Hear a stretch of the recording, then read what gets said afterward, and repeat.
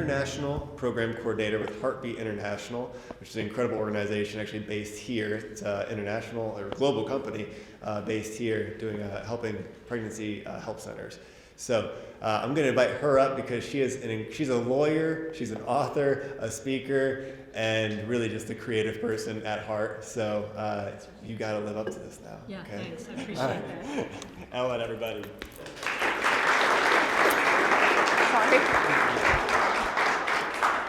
It's really weird seeing a huge face of yourself up there. I just want you to know I am really happy to be here. I was telling, I think it was Jeremy, 40 years ago there would not have been this conference.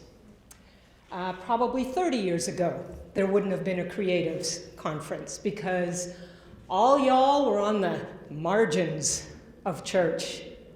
And so it's really delightful to be here. I appreciate being here. I appreciate you calling me a creative.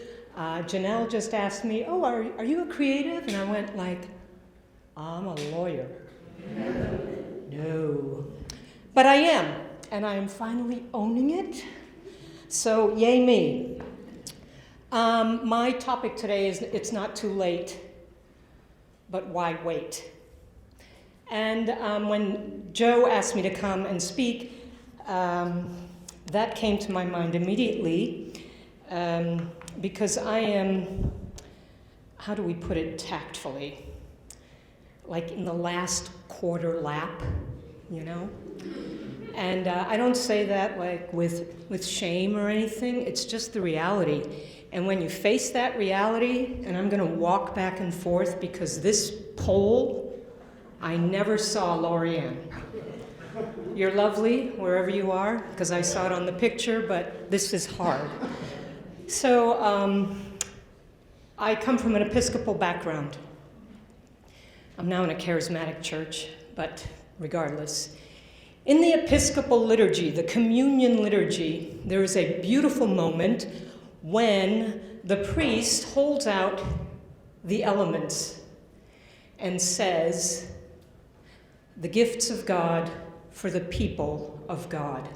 It's a very holy moment when the entire congregation as a community then comes up individually to receive the elements. And then at the end of the communion service, the priest will say, now go forth to love and serve the world. The gifts of God for the people of God.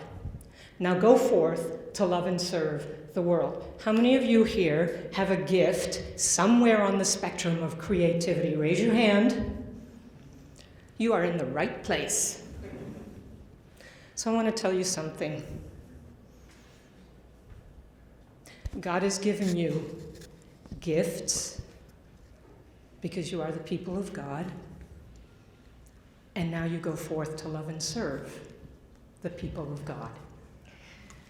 In the next 13-ish minutes, I want to exhort you as someone who's about to turn 66 and did not live the first 50 years of my life as a creative. We'll get more to that later. But I want to exhort you with three things. So this is why they didn't ask me to do the first keynote. Sorry.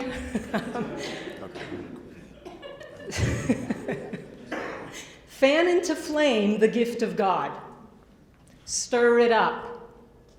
Secondly, guard the gift of God that has been given to you. And thirdly, discharge the trust that has been given to you. Stir it up or fan it into flame. Secondly, guard the gift. And thirdly, discharge the trust. I think, and I'm sorry, I'm not technical, so I still work with paper, so I have to walk with paper. I suspect some of you have experienced this at some point in your life. Something inside you is eating away. It's stirring, it's agitating, not in a bad way, but kind of like a washing machine agitates and gets stuff going and kind of gets the dirt out and uses water to clean it. And you lay awake at night and you see images, you think of ideas, you've got things going through your mind all the time. And now you may think, what is that?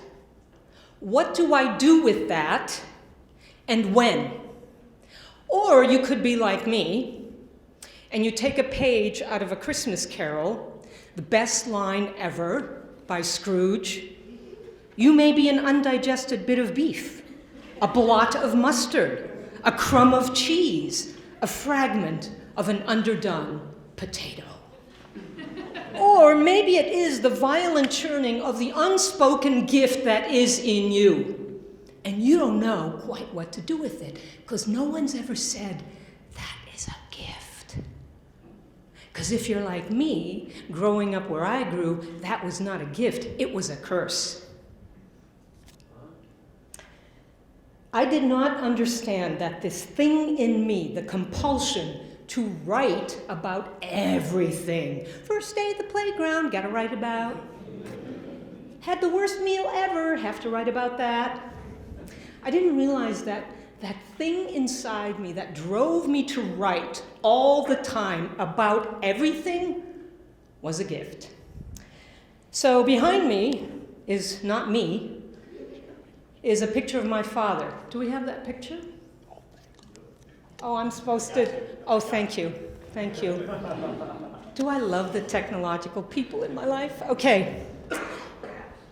I really wanted this as this head to be the big head behind me, because I'm smiling. That's my father, and that's me at about 8 or 9 years old. I was in 4th grade.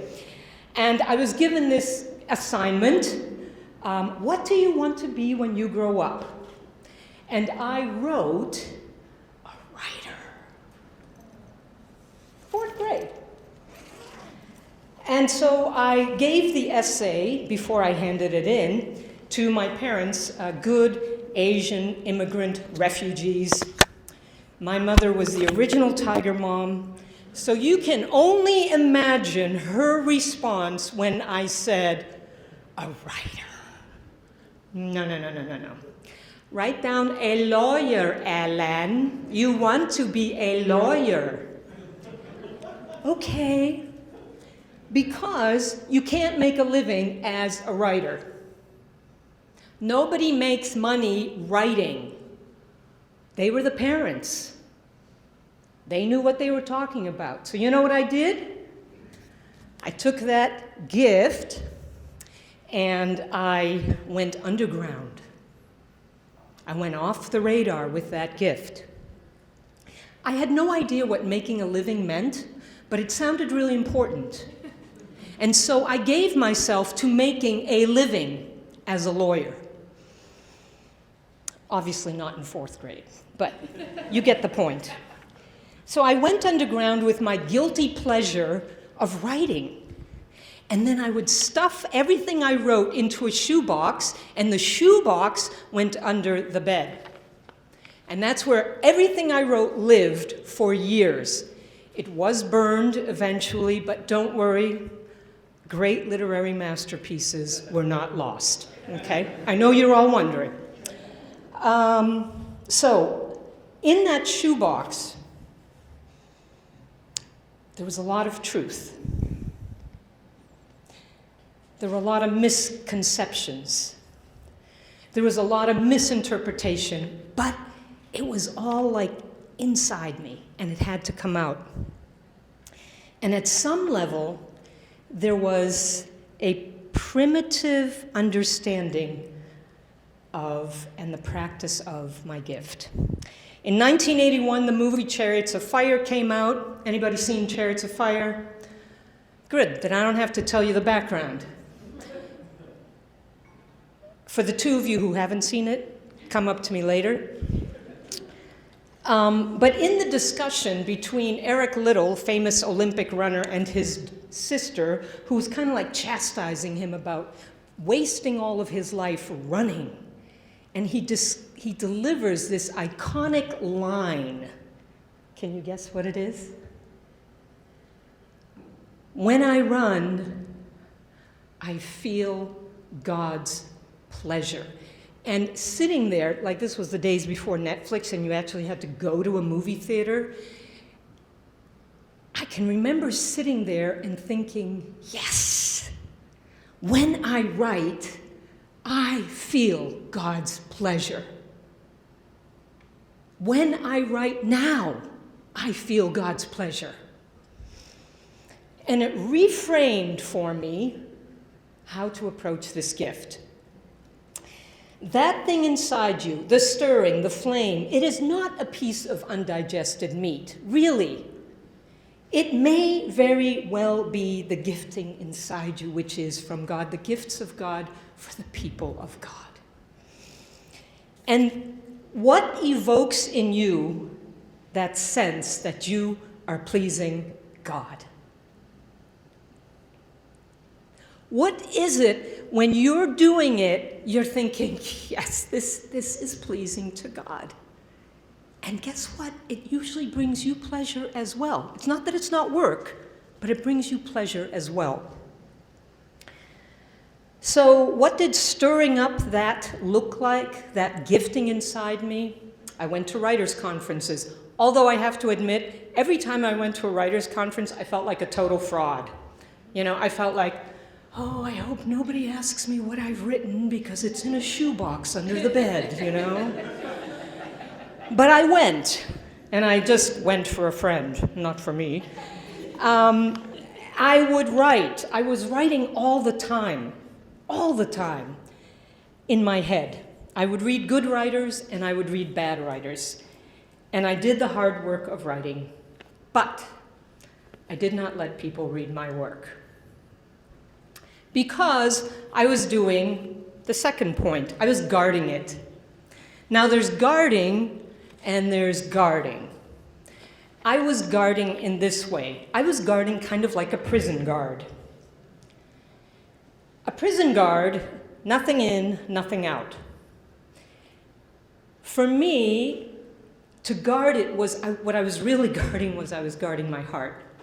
Because I was so desperately afraid of, okay, you're not really a writer, so stop pretending, and whatever you have written here just proves that you're not a writer.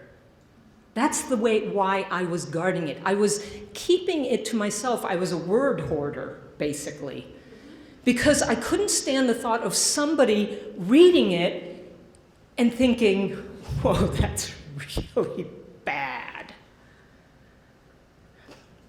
And when I had my first child, I remember holding her and thinking she was the most beautiful baby, which of course she was. All the rest of you are under delusion. But I remember holding her and the thought of taking your baby and holding it for somebody and saying, isn't she beautiful? And what if they said, whoa, butt ugly baby? When I wrote my book and that book came in the mail, I held it like a baby. I felt like I had just gone through, 50 years of labor and to get this baby out. And the last thing I wanted was for somebody to say, whoa, butt ugly book. It is back there, by the way. Okay, and don't y'all tell me it's butt ugly. All right, but there's another kind of guarding, and that's, there's a guarding that a museum guard does. Museum guard just kind of stands in the back, makes sure nobody's poking at the pictures, nobody's like taking a camera, picture with flash. That's the kind of guarding we're supposed to do. We guard what's out there for people to see and enjoy. Don't be a prison guard with your gifting. Be a museum guard. Your beautiful piece of work, your artwork, your design, your book, it's out there for people to look at and enjoy. That's what kind of guarding we do. Okay, now, the third thing is discharging the trust. This is the part that was really hard for me. Discharging the trust is getting it out there. The gifts of God for the people of God. Now go forth to love and serve the world. Your gifting is not this little thing you hoard inside yourself. If you hoard it inside yourself, it will become an undigested piece of meat. If you discharge the trust that God has given you, you will do what it takes to get it out there. I don't know what getting it out there even means for you, but for me, it was, I had to hold that book in my hands. Somehow that was legitimizing everything that was in me. And so I couldn't overcome my fear. I just had so much fear in me of rejection, of my writing, of me, my face, whatever. And so how did I get over that fear? Well, way past 4th grade, I have 10 seconds left. I'm really sorry. But I have to get this out here. Because I kept looking at this, stories connect us. I have a little bit of the end of my story that I want to connect with you on, because I don't think I'm the only one who feels this. So I'm 57, and I'm going through this question for the 2,789th time. God, do you really want me to write a book? Now, can I? Can't I? Should I? Shouldn't I? Is it going to be good? Is it going to be bad? Is it going to help anybody? Is anybody going to read it? What if I have 200 copies of this piece of crap in my basement for the rest of my life? And so I said, God, if you're out there, just speak to me. The unfortunate thing was he did. So I have a habit. I've had this habit for over 40 years. I read through the Bible in a year. Do you know that habits are a place where God knows where to find you? So I go do this thing where I open the book, and I remember the day. It was October 17th.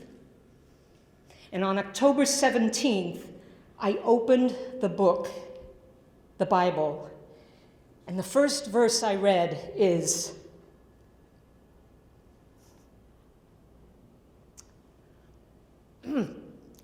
write in a book all the words that I have spoken to you. Write in a book all the words that I have spoken to you. So do you take that verse and say, well, is there something else you want to say, God? Is there anyone else who has an answer? When I asked that, I was exhausted from thinking about it. And God just said to me, because he knows where I live, on October 17th, every year, write in a book all the words that I have spoken to you. And now I was afraid. Now I was super afraid. Because now I had no choice. All the excuses, all the fears that had come before, they were totally decimated in the possibility, the fear of thinking God had given me this gift and I was going to say to him, didn't have time, didn't quite get to it, never got around to it.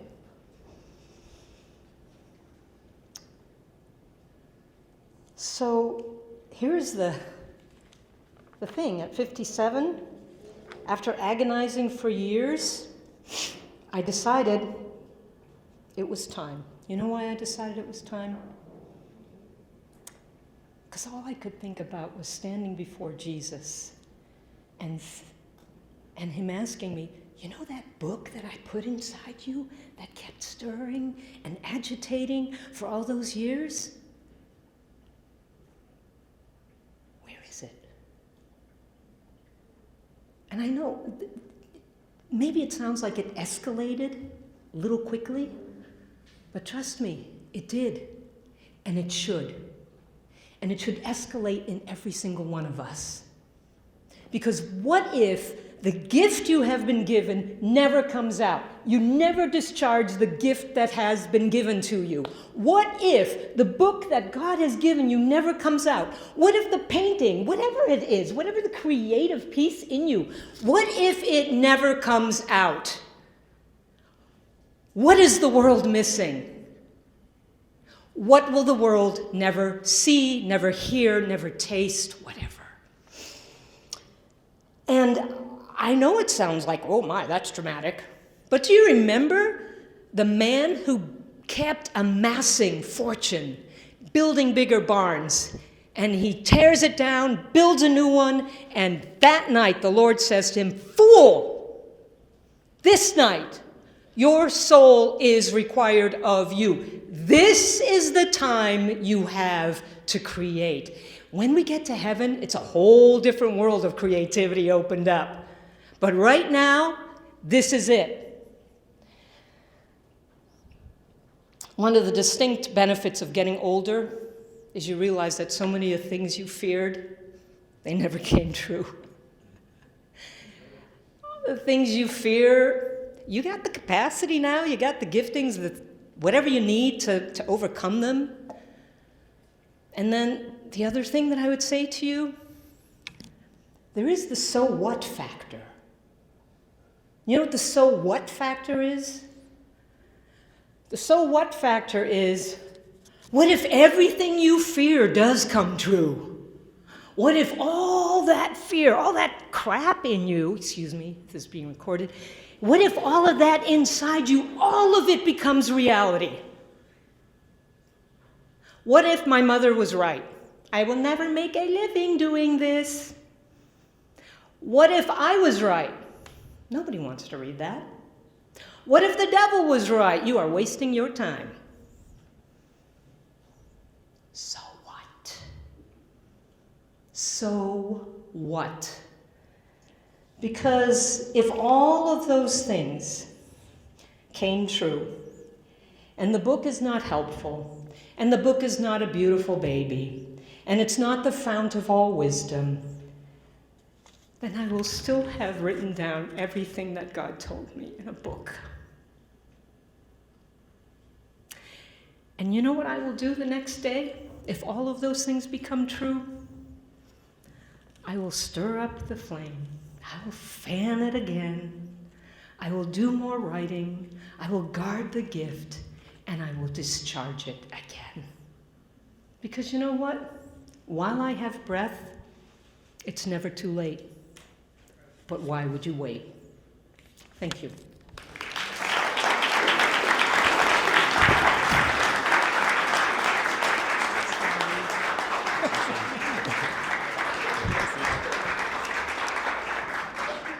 All right, same thing. That is a fantastic picture. Same thing, if you have some questions, scan that QR, keep it up on your phone, tablet, whatever. Also, if you need the Wi-Fi password, it's over there. It's over there. There's a few places you can find it. Also, just share it. If it pops up on your phone, just be a good person. Share the password with somebody.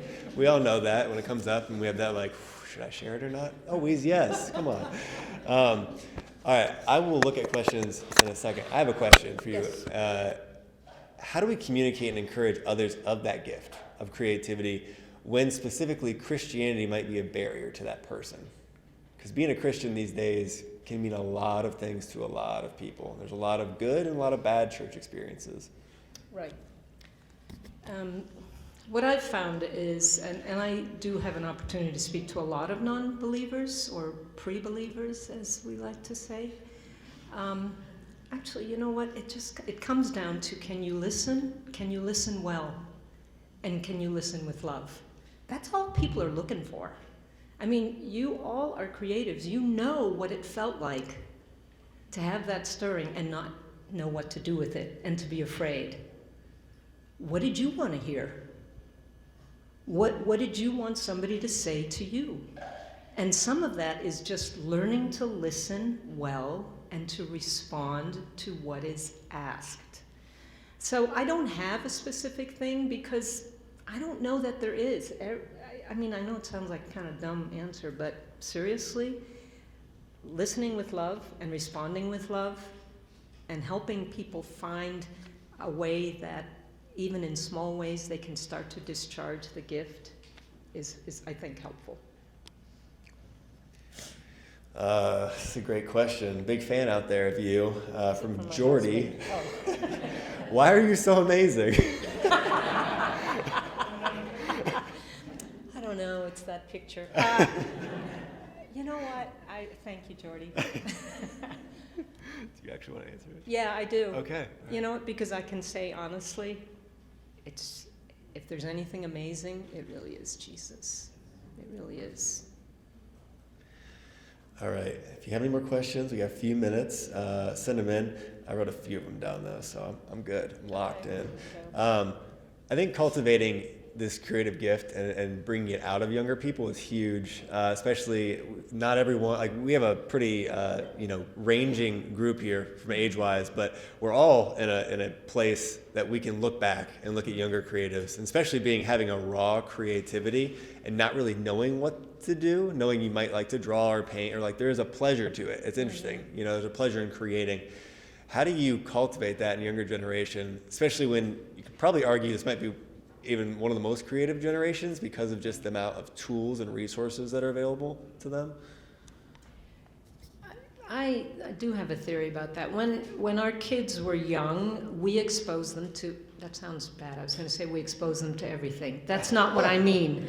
But I mean, it was like our boys had, and our girls had, Lego, K'NEX, Playmobil, every kind of building toy available. And we exposed them to all the sports. Oh, this season we're going to do this season we're going to do that. And it was almost overwhelming. It was almost too much because everything looks good when you're 6, 7, 9, even 13, 14. The only difference is at 13, 14, it's a little bit easier to say, nah, I'm not in, that doesn't do it for me, Mom, but thank you very much. So I think, and my husband and I, we're both creatives in different ways. So it's really hard, number one, to kind of get yourself out of the way, because you just think that your kids are going to somehow be inspired by your creativity, and they may not be. So I guess part of it is get yourself out of the way as a parent or as an older person who's mentoring, coaching a younger person. And I think secondly, I would say, like, do concentrated aspects of exposure. I just think sometimes it's too much to expose them to too much. So once they are exposed to some particular aspect, something that, and you watch them and you see if it does bring them pleasure. And as a parent or as a coach, you need to understand, what does that look like? For our oldest, she gets like super, that the face just becomes really, I don't know what it is, intense. I don't even just mean passion, but I mean intense. And she gets it from her mom. But, and that looks like anger sometimes, but it's actually intense interest. And this is the way it looks, this is what it looks like for her. A couple questions really quick. So also having written and published, this stirred up exactly how I felt. Hardest part is marketing. How do you market your book? How reliant are you on God in the marketing process? This is that part of discharging the trust I still haven't gotten to. I had a great, kind of like a hybrid self-publishing and then an outside publishing. So they did a great job for me. She recommended a lot of things with the marketing. I think the best way to, I do rely on the Lord for the marketing. I also rely a lot on word of mouth. I mean, honestly, the people you have in your email lists, and ask every one of your family members to buy 10 copies and give it to their friends. Sit up here at a creatives conference and say again, but the book is back there. But it's hard, and it depends on, for me, it's not my living. My mother was right. I am not making a living from my writing. But I wanted it out there, and so a lot of it was just through churches, through, I did book launches from Cohatch, out of a Cohatch, in fact. That was really helpful. Any group that I was a part of, I went back to them and said, hey, I just launched a book. Would you be interested in? So that was really helpful as well.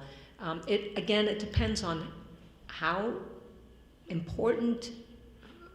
I think financially it is for you to get it widespread, but the other piece is, for me, it was just, dare I say it, it was just the obedience of writing in a book everything that God had said to me. And so in terms of marketing, I didn't have quite that push.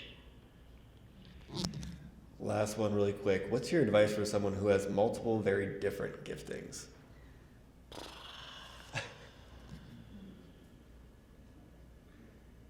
Everybody? Yes, right. Everybody has that? That's a good question, because you know what? I could have been a contender. I probably could have been a very, very successful lawyer, but my heart was never really in it. My heart was in my writing and speaking. So that's where I have focused my creative energy. I think there does come a time when you, especially if one of those creative pieces really takes off, focus on it. It's kind of like, okay, if your kid is interested in a lot of things, you can do a lot of things, but what are you doing well? And what are you doing with all your heart, soul, mind, and being? So I guess for me, especially having entered into that creative phase later in life, take good stock of what time you have and where do you want that creativity to be channeled. If you have a lot of choices, great, that's wonderful for you, but you probably can't do it all. Sorry. All right, Ellen Foell, ladies and gentlemen.